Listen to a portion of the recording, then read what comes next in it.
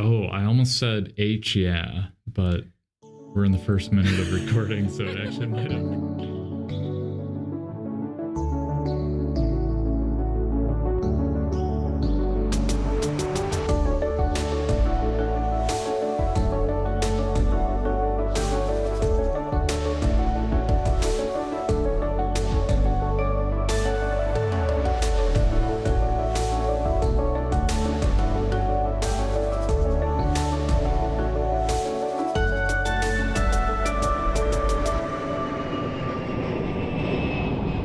Welcome to the Wardrobe. I'm Rylan Deemer. And I'm Elisa Wildy. And we've got a great episode for you today. Okay, so we're about to talk about the Top Gun movies. There may be some spoilery stuff in here. Just fair warning before we get into it. We're going to try our best not to sing any copyrighted music from the new Top Gun movie, which we just saw 2 days ago. Yeah, if we could, we'd be danger zoning it up right now. Do you want a pair of aviators too? I might be able to find another pair. I mean, I guess so. Really? Yeah, sure. All right. Or I can grab my sunglasses, but they're not aviators. I should have stole the mustaches from Okay, let me send a text to our shadow producer, and we'll see if she can drum up another set of aviators.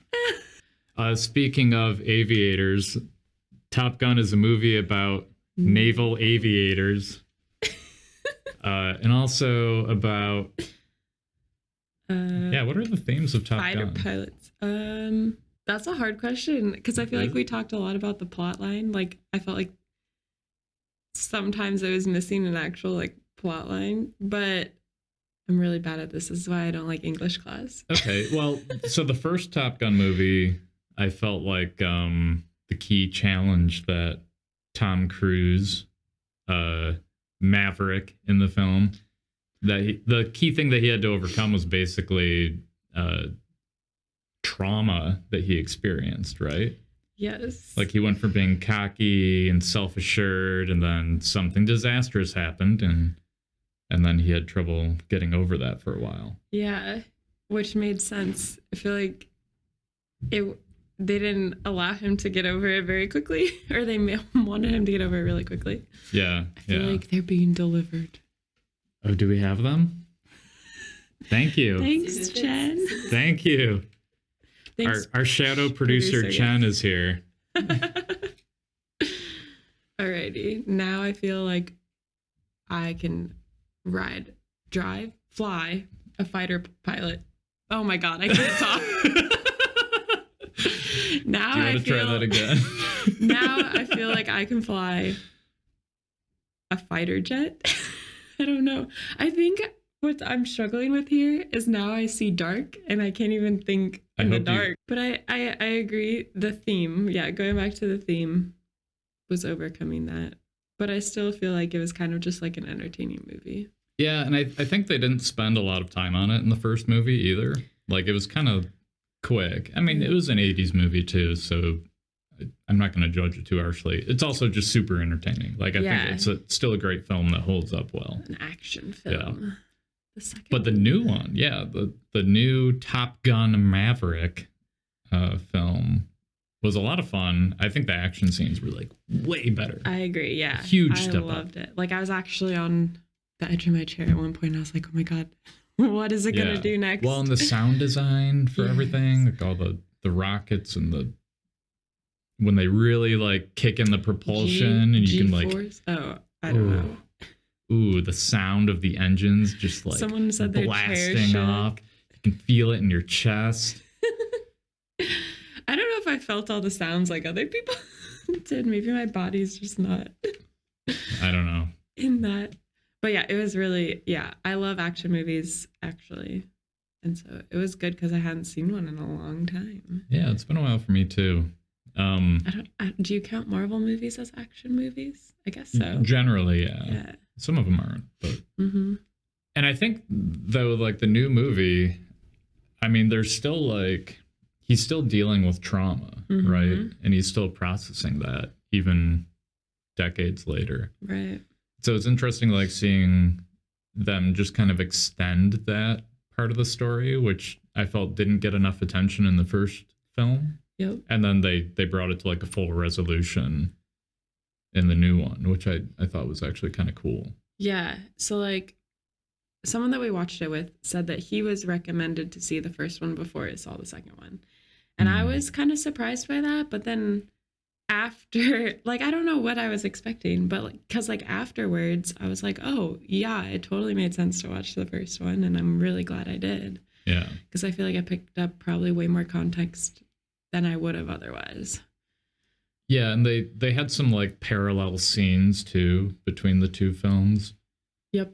So like in the first film, you know, he has an interaction in a really informal environment with someone, and then flash forward to the next day, she is his instructor. Yeah. And, you know, is walking down like from behind, walking down this like aisle between all the cadets or whatever they're called. Yeah. And then they mirrored that scene in the new movie, but this time it was Tom Cruise who was surprising the people who had an interesting interaction with him the night before. Yeah. Yeah, I enjoyed seeing those parallels too, because I was like, oh, I wouldn't have known that. I just thought it was another part of the movie. I don't know. Except the opening scenes we were talking about, how like someone was like, am I just going to watch the same exact movie again? Mm-hmm. But no, it was. So Dan was with us when we watched these movies. He was worried about me because I don't love movies. And so even going out to one movie is like work for me, or like I'm almost like giving him a favor for going to a movie with him. And so the fact that we were going to watch two back to back, he was like, are you sure you can do this? But it was really fun. I guess it just depends on the movie for me. Yeah, I don't think I've done like a movie marathon in a while. But I specifically say no to that. Yeah, it was only 2 movies, and that makes a big difference, I think. But even just like the 2 movies, it ended up being, we were out for like 8 hours in total or something. Yeah, 4 to 12 or something. It's good. Top Gun Audrey. I was a little nervous about the movie too, because any movie where I think someone is going to die, I am hesitant to watch. It's more so animals that I think will die, like Marley and Me. I refused to watch that movie because I knew the dog would die. So I was like a little hesitant. I'm like, oh my God, I'm probably going to cry in these movies. I bet someone will die. Not telling you if they do or not. I'm just saying that was my thought beforehand. But it was good because I get emotionally tied to movies a lot. Oh yeah, you were saying that you were like weeping during the second Top Gun movie, right? Yeah, because like in the first movie, I was still stuck on what happened during that movie, so that every time it got kind of brought up in the second movie, I was crying again. Do you cry a lot? But also, it's really good. Do you cry a lot for like real life stuff too? No. Okay, so like it's mostly movies and videos I watch online. Okay, yeah. The video part online is usually happy videos like America's Got Talent. I cry every single clip I watch, if they're good. If it's just like a joke, bad performance, I'm just like, whatever. But yeah, I'll cry. I think that is what the empathy part is, right? Like I imagine myself if I were in those shoes, and I'd be like, wow, what like would I be thinking or feeling in this time? So this is kind of a spoiler. So like once Goose actually died, the moment it happened, I'm not crying, I'm not upset, nothing. Yeah. But it's as soon as you see the tears in Maverick's eyes is when I start crying. It's usually, that's always the trigger. When I see the emotion, that's when my emotions like go. Because at first when he died, I was like, wow, I'm not gonna cry this movie, and I was so happy, and then nope. Hell yeah. I guess during it, I was just wondering, like, I'm like, wow, people actually like do this. And you probably don't really know. Like, at least it's probably a select few of us who know someone who have like been in a fighter jet and like done these crazy things. Like, well, okay. Also, it made me feel safer in a plane. Like when a plane's rocking a little bit, I'm like, oh no, these planes can do. Yeah. Not necessarily the planes that we passenger in, but yeah, I don't know if commercial jets can like do the crazy flip kind of stuff. But yeah, I think one thing that I learned about like passenger jets that was interesting to me and helped me feel safer is like they've got generally like 2 engines, like one on each wing, right? If one of them goes out, the plane can fly just fine with just the other engine. Interesting. And also, if the other engine goes out, the plane can continue gliding for like a long, long time. Really? Yeah. Huh. So like you're pretty safe. There was a story recently about a plane, I think, that had to like, but I thought the girl had, the like pilot had experience flying like a certain, not like a jet plane, and so that's how she like knew how to like make it float down kind of into a runway. I feel like that was really recent, but same with Sully. I feel like that's how he landed it in the river also. Oh. But I'm not sure about that. I can't imagine trying to do a water landing. It sounds terrifying. Oh, this cat loves me. She loves me so much. She likes the new vest. She's making biscuits on the new vest. Yeah, do you want to describe this for the audio listeners? Yes. So we have a couple different materials going on here. On the inside is about like a meshy material, and the outside is like a Sherpa, I would call it. I don't know. This is the meshy part. Yeah, I don't know if black. it'll show up on camera, but. And then you also almost have like a raincoat hood, which I think detaches, but I haven't tried doing that yet. But it's pretty cool. Yeah. Would you say it's pretty like warm? Because it doesn't look very wintry. But... No, I view this as more of like a fall or springtime. Oh yeah. Or in our case, basement vest. Yeah, it's a little chillier down here. Yeah, this is hey, if you ever want to know a little bit about the making of the sausage here, we're not actually in a wardrobe. We are in a basement with like a mobile wardrobe setup. So it's literally like a wall and a wall and a wall and then basement. Yeah. That's where I play Elden Ring over there. Yeah, I guess. How's the Elden Ring? Are you still playing it? I haven't touched it for a couple weeks. I beat the game, which I don't know if I mentioned that on the podcast, but I beat the game. God gamer here. The best gamer. Yeah, thank you. I deserve that. So let's get into it a bit.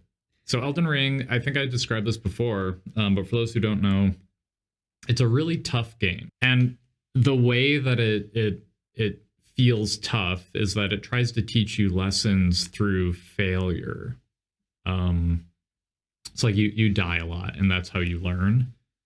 Whereas a lot of other games nowadays, like best practice, I'd say, is kind of having you experience something that teaches you how to navigate a challenge in advance. So like a simplified version of a challenge is what you experience first.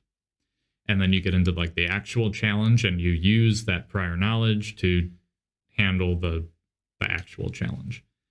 Whereas Elden Ring and the other games from this company, their way of teaching you is just to kind of throw you to the wolves, and you fail by dying, and that's just part of the gameplay loop, right? That death and rebirth is part of the gameplay loop. And I had tried, a couple of years ago, I had tried other games from this company, and I couldn't do it. Like I didn't have the. I was just getting so frustrated and annoyed, and it didn't feel fun at all to me. But I've grown a lot since then, and it's when I was studying for my last actuarial exam, I think I failed it 5 times before I had my passing sitting for it. And that taught me a lot about failure, because I'd never really failed much in my life prior to that. Yeah. And that exam's the one that I'm the most proud of, because the other exams I just was good at. I'm a good test taker. But the one that I failed a lot is the one that taught me how to persevere, how to take joy in failure, how to not beat myself up about failure. And those lessons that I learned from that exam, I took to this video game, and it was amazing. It was like night and day. You know, I went from, you know, like when I tried the other games from this company, I went from like hating them to suddenly having the most fun that I've had in a game in years. And it was just a real joy. And I remember like, you know, so many of the deaths that I had while playing Elden Ring, I would just laugh afterward, just like experience like real joy. Like, oh, they got me. Like, and then, you know, very quickly learning. And it's incredible. Like other video games, I think, do a really good job of making you feel smart. That's a lot of what makes games fun, is it gives you a feeling of accomplishment, a feeling of mastery. Whereas with Elden Ring, I think you actually have to be, maybe smart's not the right word, but like you have to be wiser in order to enjoy it. Yeah. Like you have to confront your own, like how you handle failure yourself before you're able to really enjoy the game. And what a tremendous, incredible experience it was the whole way through. Yeah. I've started to see Dan play this game now because he just started it this week that I'm recording. Mm-hmm. And at first I thought this is going to be interesting because Dan will get like the last Souls game he played. Couldn't tell you what it was. Demon Souls. Okay. He would get so upset if he couldn't beat someone like over and over and over. And then he starts this game and like the very first, second, third person that he's fighting, he's died 100 some odd times that day. And I was like, oh my God, he's going to hate this game, or he's going to be up all night trying to beat this person. I'm going to bed. We'll see how late he stays up. I was a little nervous for his mental health. Yeah. But then he like quit that night. He never beat him. First try the next day, he beats him. I'm like, really? See, you just needed to take a break and like reset. Because I think he was getting so frustrated and like worked up that he was making probably little mistakes or something. I don't exactly know how it works, but yeah. Yeah, that particular enemy, for those Elden Ring players who are watching or listening right now, Dan killed the tree sentinel before he ever even leveled up. Yeah, which is an incredible accomplishment and probably not the game designer's intention, but I mean, that's awesome. Yeah. So I was wondering how long it's going to take him to do this game, because he's someone who will fight and beat every single person before he moves on, type of thing. Yeah. So I, like you said, I don't know if that's the intent of how you play, so we'll see. I think he'll have a really good time. If he can... He's liked it a lot so far. Yeah, if he can take out the tree sentinel without leveling up at all, the rest of the game he's going to have a good time with. Yep. Yeah. He was slow and steady. But yeah, like, I think it's amazing that they've managed to create a game, or a series of games, I guess, where it does require a bit of like self-mastery or self-understanding, compassion toward yourself in order to like have fun while playing the games. Yeah, as you were talking about kind of those, almost skills within yourself, it's like I purposely avoid that type of stuff because also I don't like failing at things. Mm-hmm. And so I tend to avoid things that I'm going to fail at. But I was trying to talk about this last night too. Like, I don't know if I would enjoy that game, and I was trying to figure out why. Because, like, first of all, I'm just not good at it. But like, sure, let's say I was good at playing a game or something.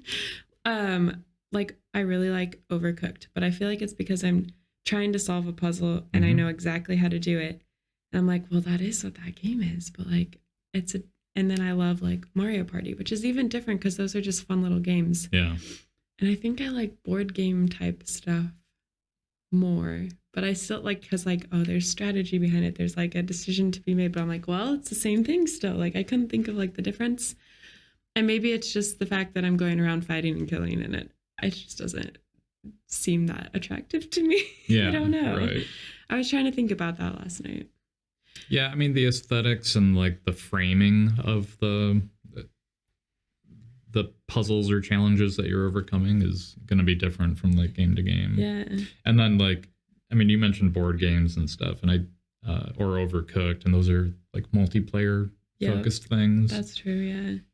Like a lot of people enjoy just kind of like a solo challenge. Yeah. Other people enjoy having other people involved, and that adds like a level of chaos to the I was fun. Also saying last night, I don't enjoy collaborative games very much. Like, you know, like there's one called Pandemic where like everyone is trying to beat the game pretty much.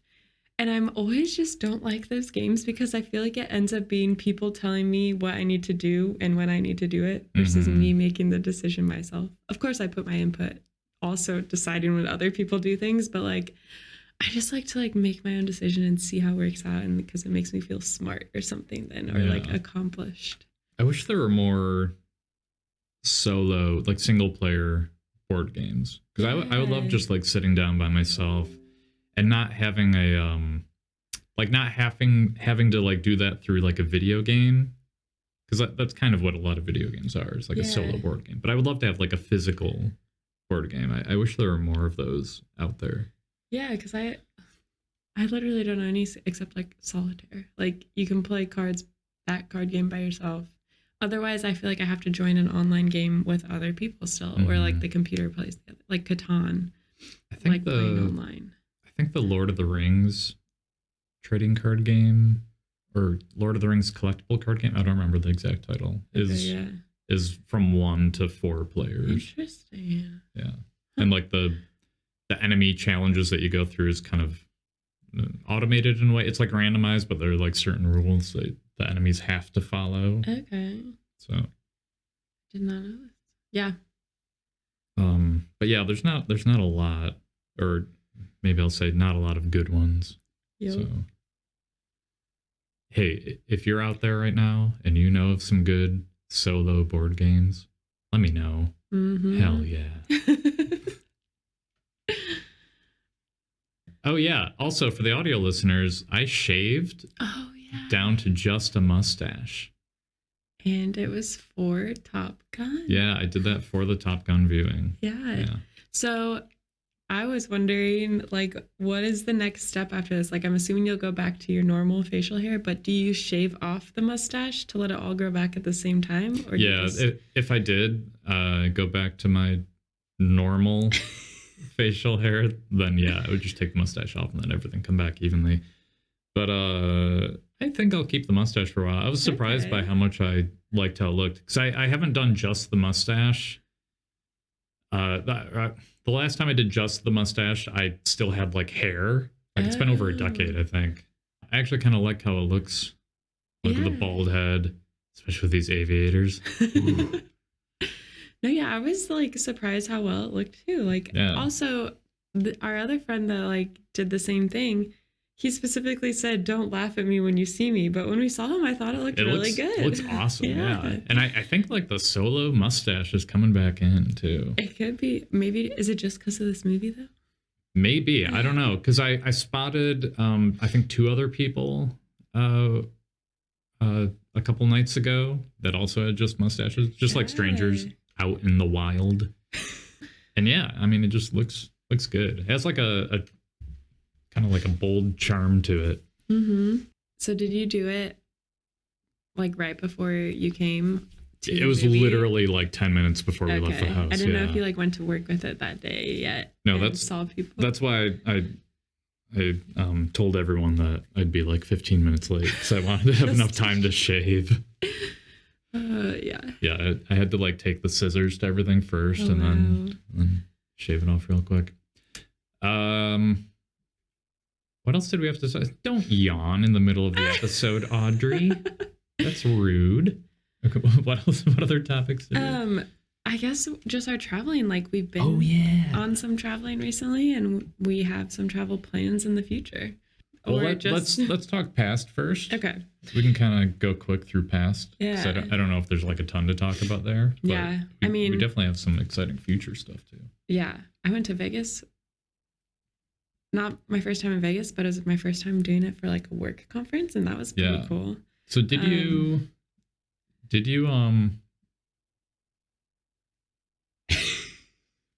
Is Audrey seeing ghosts?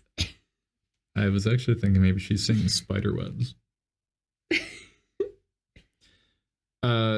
Did you do gambling? I did.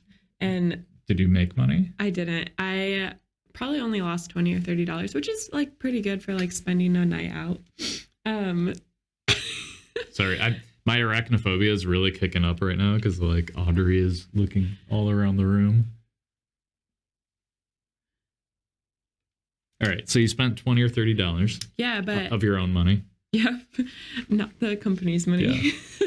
That would be cool though. Yeah, but I learned how to play craps, but I didn't play it. I just watched it still. But now when I go back, craps is the one with the dice. Yes. Yeah, and you don't want to roll sevens.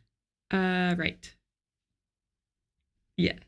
You know how to. Or play. can you bet on sevens? I think you can, but it's not like a normal bet to do. And it's kind of like you're betting for the dice roller to fail. Right? Yeah. Yeah. Yep. It's probably a bit rude, maybe. Yeah. I don't know. And then we played roulette, which I finally like kind of optimized it a little better than just like, oh, I'm going to pick this number, this number, and this number. Like, that's not going to do great. So like I was winning on that, but the guy I was playing with lost like right away. So I don't know. I was pretty lucky to win like 6 hands in a row. Mm-hmm. And then we did some blackjack too. But I think I was the only person who came out with a lot of the money that I put in. And everyone else just lost their money. So I felt bad, but it was fun because we were in a hotel and that's the only place we really stayed. Mm-hmm. Which hotel? Gamble. MGM Grand. Ah, yeah. Do you it's a big one. I mean, do you like gambling? Do you gamble casually? I don't love it. I only would do it in like a social setting if I'm with people, but I like the aspect of like it is kind of like playing a board game. That's why I like blackjack more than like roulette. Roulette is just like, I mean, all of it is chance, I guess. But still, blackjack, I feel like I get to see the cards and I get to like play with the table. That's why I think I would like craps because it's kind of like a community or a multiplayer game type of thing. And then that's pretty much all we did. Saw a Cirque du Soleil. You didn't go to any? Oh, okay. Yeah, I was going to ask if you went to shows. So like last fall, Dan and I saw Cirque du Soleil O, which everyone says you need to see O. It's the water one. But we didn't do that one. We did Mystere, which is, I don't know the theme really. It's like a French, I think it's a French word. And it was amazing still. Like I had lower expectations because everyone says how good O, the water one, is. And so this one I was like, well, we'll see what it is. But it was still so good. So like, I feel like any Cirque du Soleil show is good. Yeah. But then like literally 4 days later, I flew to Rochester in New York to visit Dan's sister who is moving. Went to Rochester, but we went to Niagara Falls, and that was probably my favorite part. Were you on the U.S. side or the Canadian side? We went to the Canadian side, and so it's my first time in Canada, too. Cool. Oh, yeah. Wow. Did you spend a lot of time there? Nope, just that day, like seeing the falls and then leaving.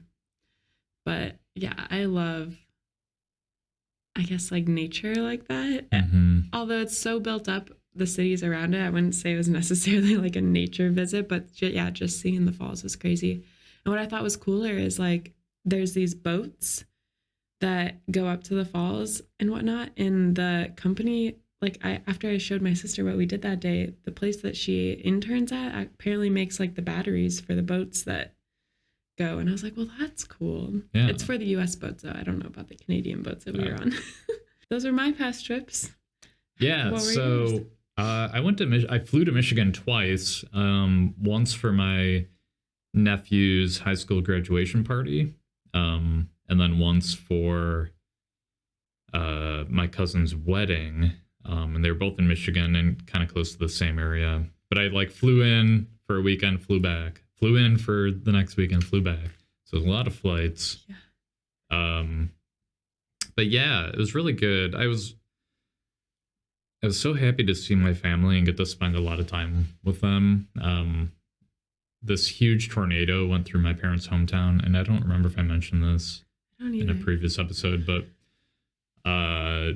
it was quite devastating. I think they lost like 28 businesses and hundreds of homes, and obviously there's a lot of injuries and some death, so it's just good to see everyone. I really, like, I miss my family. I haven't been able to see them much, with COVID happening and all that. And so it was important to me to get to spend some time with them, both my immediate family and extended family. I just haven't seen them much. So yeah, it was good. And then I go hard at weddings, so I like to dance a lot. And yeah, especially with family, like I just really cut loose. So and I barely drank. I had like 1.5 drinks because I was just dancing so hard and sweating so much that all I had room for was like water and lemonade. And it was just like I needed to keep my hydration up or I was gonna die, So yeah, it's What kind of dancing do you do? Like just your own like grooving, or do you actually have like a partner dance you can do? Or... Oh, I'm not very good at dancing with other people, I guess. I mean, I'll dance in like a little group and stuff, or like sometimes how people will like form a circle. Like sometimes I'll go in the middle of the circle and do something. But yeah, it's kind of my own thing. And when I was young, I used to do a lot of like I guess gimmicky dances, like think like the sprinkler and stuff. And I mean that stuff's still fun to do, and I kind of like evolved those kinds of dances. So like okay, when you go into the sprinkler, right, you do this and then you pump the sprinkler, but like something I might do on the dance floor is kind of like pop into the sprinkler set and then pop right back out as just like part of the movements that I'm going through. But yeah, I love feeling the rhythm. I love dancing with people. I love being goofy on the dance floor and I don't know. It's just a good time. We should go dancing more often then. Yeah, I think so. Well, because I remember like that small group of us one night found us at that dance club downtown, and that was a great time. And I want to do more of that kind of stuff. I enjoy dancing too, but I do need a couple drinks in me to let me get loose on the dance floor. Yeah, I think that's pretty common. Okay. For me, it's almost like the other way around. The more I drink, like the less I feel like dancing. Yeah. Like the more I drink, the less I care about anything at all. Oh, so I get like more like talkative and like ready to go do things for some reason. Mm-hmm. I don't know what it is. Like the more sober I am, the more I feel like the energy of the music, and so I just like love dancing. But yeah, I really did enjoy seeing my family, and a lot of them I got to know. I feel like a little bit more than I did before, and so I feel like I kind of have a better understanding of some family members, and I always appreciate that. Yeah, I guess that kind of reminded me, like I went to this work conference, right? And I work with these people, but I've been virtual in this role basically the whole time. Mm-hmm. And so I feel like I got to know them so much better. And that was like the biggest thing I got out of this conference, that I could have learned a bunch of stuff at the conference, but I feel like the bigger thing for me was actually getting to know these people that work at the same company as me. It's just different. One thing that you do like on the job that's really cool is it once a week you put out it's like a getting to know you kind of thing about people at our company, actuaries specifically. Yep. Yeah, and I think that's supposed to be once a week. Yeah, I mean that's super cool. Like just getting to know like a little bit about somebody's hobbies or what their passions are. Well, yeah, and that obviously that's a little bit what we do here too. Well, and one of my favorite things someone said once is like, actually one of my managers was like, "Oh my gosh, you sent this out about this person? I was their manager and I didn't know like half the things on there." Like, so I like, getting to know the weird quirks about people you didn't realize.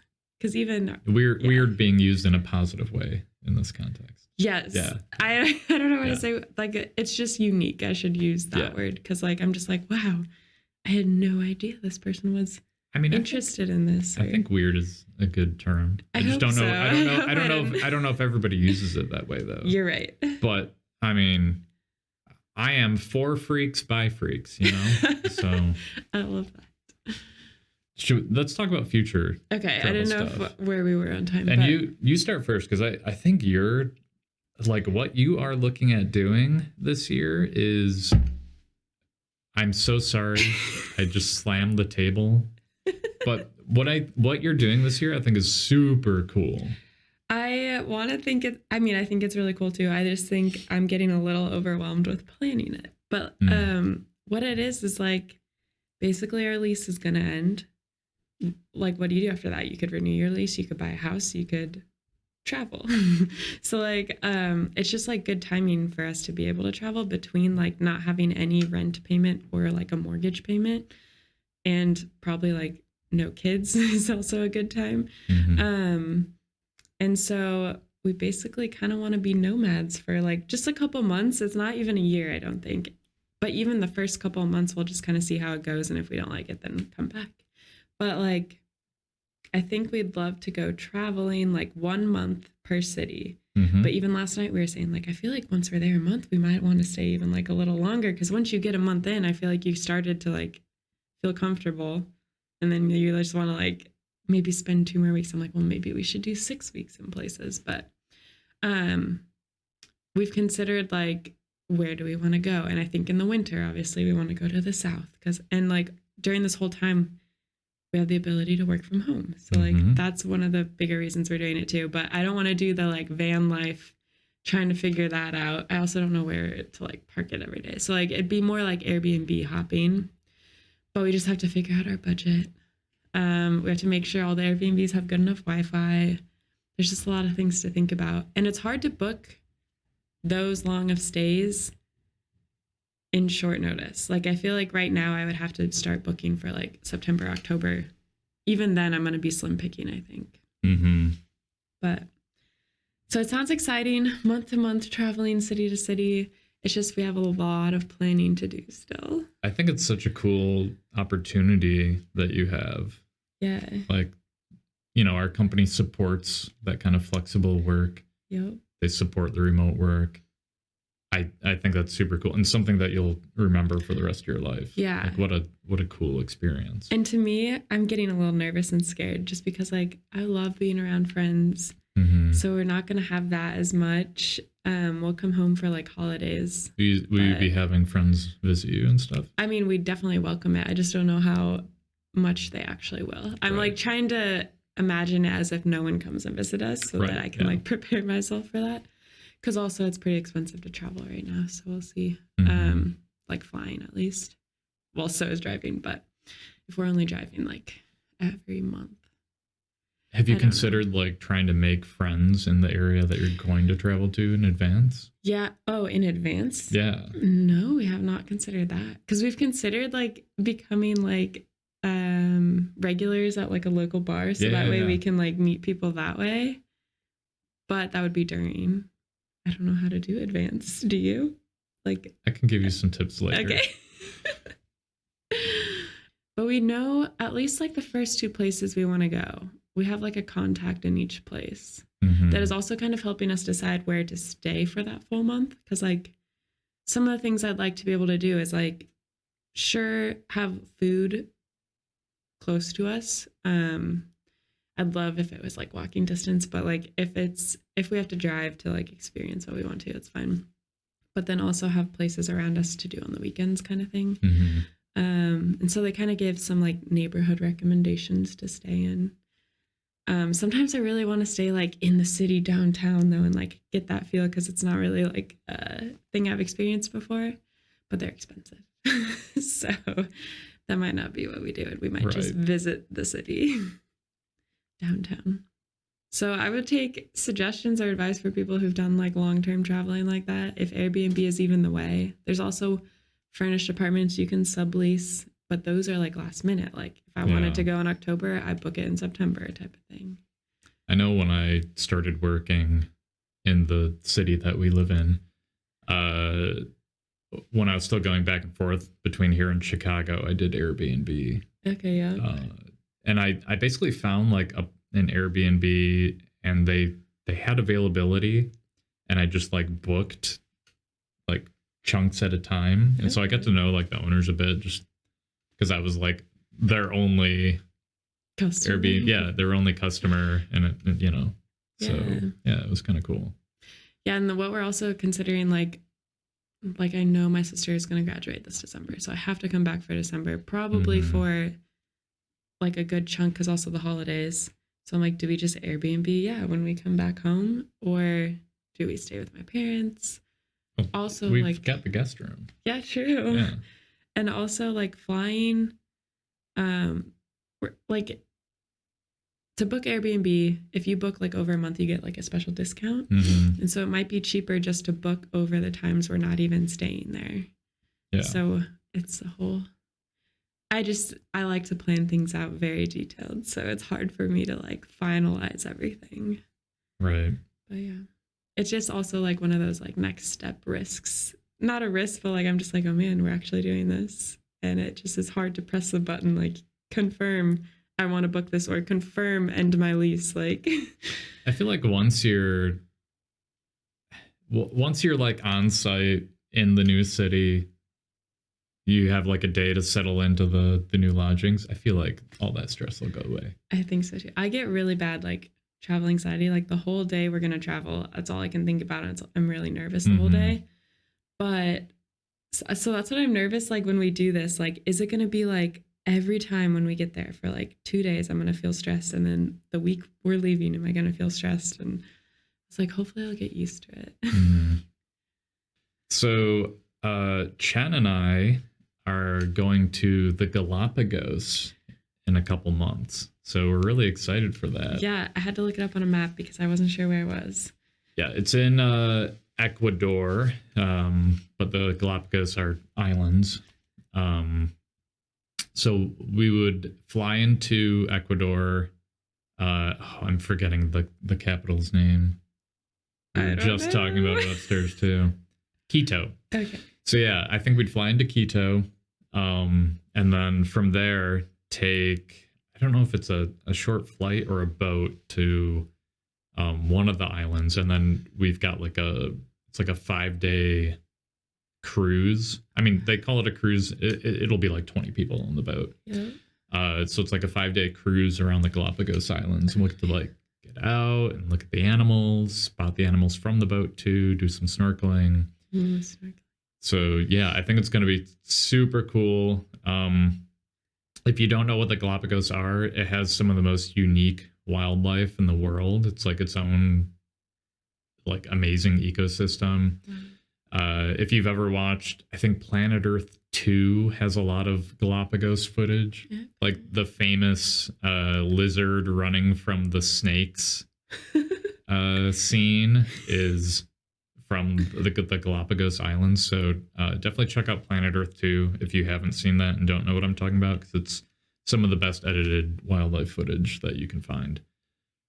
So yeah, we're super excited for that. How'd you like decide on this trip? Like, why there? A good question. I think it was Chen's idea, but I mean, we both really enjoy nature documentaries and animals in general, and so this is like our speed. And definitely Planet Earth 2. Like that scene with the lizard running from the snakes is just so good. And yeah, we're just both really excited about checking out the nature. Yeah. There's some riots happening in Quito right now, so you know, that's of concern. Hopefully, you know, things settle down a bit before we fly in. But yeah, I think they're having some like serious economic issues in Ecuador, and you know, that's causing some turmoil. Yep. Yeah, this is South America, right? Yeah. You've been to South America before too, right? But this is like, do you even think, do people live on the Galapagos Islands? So I've been to Mexico a couple times, which is Central America, and then Colombia, which is South America. Yep. And what was the question? Is there like people who live on the Galapagos Islands, or are they just like a visiting? I have to assume. I mean, there must be at least researchers who live there, but I guess I don't know a lot about like the actual population of the islands where like all the wildlife is. Yeah, that's a good question though. I don't know like how established. Like I don't know if we'll be sleeping on the cruise boat because there's no lodging on. Oh yeah, I the islands at all, but that's possible. I feel like you'll have to take a lot of pictures. Yeah, and we're actually we're looking at getting like not a GoPro, but something very similar to that. Okay. So that when like everything that we do, we'll have a record of it. I think it'll be cool. Yeah, that'd be really cool. Yeah. Maybe we can show some footage on the Who You Know podcast. Probably. Yeah, especially even pictures or put the videos in. Yeah. Yeah. Super excited. So look forward to that. Coming soon. Mm-hmm. Isn't that what the movie theaters say when it's not like super soon, but they want you to know about it? Sure. Wait. Hell yeah. Well, I'll see you all. Have a good day, I guess. I don't know. Bye. See ya. Thanks for joining us today. Oh, yeah. Thank you. It was good.